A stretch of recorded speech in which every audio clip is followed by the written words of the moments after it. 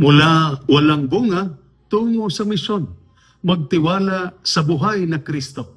Ito po ang salita ng Diyos, ang ating gabay.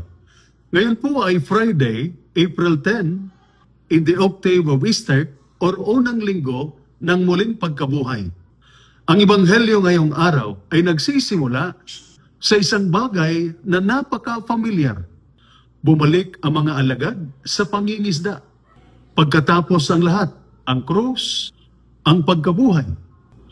Bumalik sila sa dati, sa routine, sa nakasanayan. At ano ang nangyari? Wala silang nahuli. Ayon sa ating Ebanghelyo, mula sa Ebanghelyo ni San Juan, chapter 21, verses 1 to 14, magdamag na nangisda ang mga alagad. Eksperto sila pagdating sa pangingisda. Ginawa nila ang lahat, pero wala pa rin. Ganito rin sa buhay ninyo.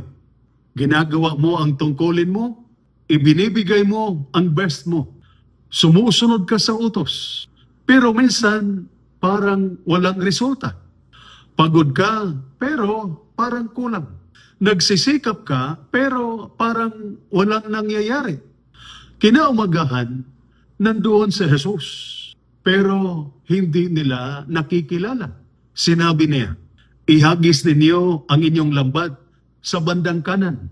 Simple lang, pero nang sumunod sila, napuno ang kanilang lambat. Ano ang nagbago? Hindi ang kakayahan nila. Hindi ang effort nila. Ang nagbago ay ang pagtitiwala. Nakinig sila, sumunod sila. At doon, nagbago ang lahat.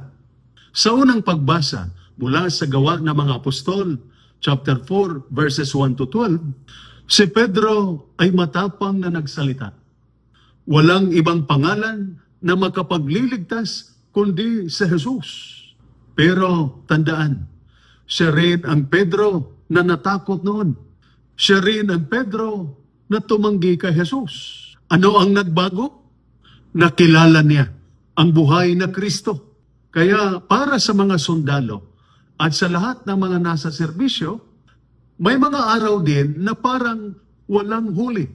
Pagod sa duty, pressure sa trabaho, problema sa pamilya, tahimik na laban. At minsan, iniisip mo, ginagawa ko naman ang lahat, pero bakit parang kulang? Ano ang pagkakaiba kapag kasama si Kristo? Kapag si Kristo ang kasama mo, nagkakaroon ng direksyon ang effort mo. Nagkakaroon ng saysay ang trabaho mo. Nagiging makabuluhan ang sakripisyo mo. Kung sarili mo lang, pagod lang ang mararamdaman mo.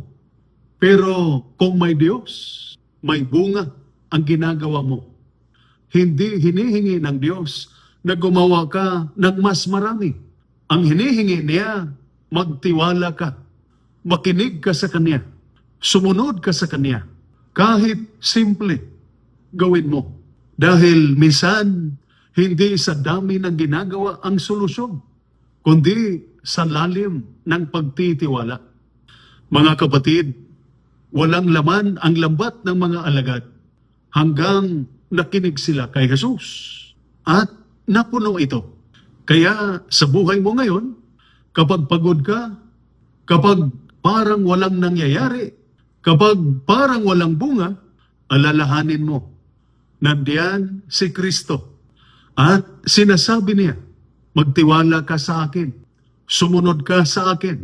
At kapag ginawa mo iyon, ang pagod mo ay nagiging bunga. Ang routine mo ay nagiging misyon.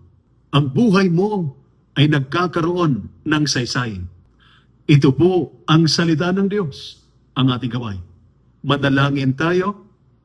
Panginoong Diyos, kapag ang aming mga sundalo at lahat ng nasa serbisyo ay napapagod at parang walang bunga ang kanilang ginagawa, turuan mo silang magtiwala sa iyo.